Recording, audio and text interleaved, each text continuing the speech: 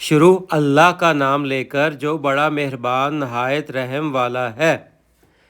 اللہ اس بات سے عار نہیں کرتا کہ مچھر یا اس سے بڑھ کر کسی چیز مثلاً مکھی مکڑی وغیرہ کی مثال بیان فرمائے۔ جو مومن ہیں وہ یقین کرتے ہیں وہ ان کے پروردگار کی طرف سے سچ ہے، اور جو کافر ہیں وہ کہتے ہیں کہ اس مثال سے اللہ کی مراد ہی کیا ہے۔ اس سے اللہ بہتوں کو گمراہ کرتا ہے اور بہتوں کو ہدایت بخشتا ہے، اور گمراہ بھی کرتا تو ان نافرمانوں کو ہی کرتا ہے۔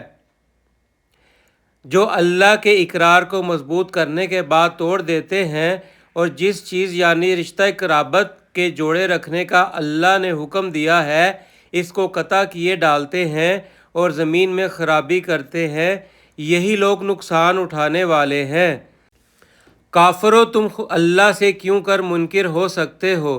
جس حال میں کہ تم بے جان تھے تو اس نے تم کو جان بخشی، پھر وہی تم کو مارتا ہے، پھر وہی تم کو زندہ کرے گا، پھر تم اسی کی طرف لوٹ کر جاؤ گے۔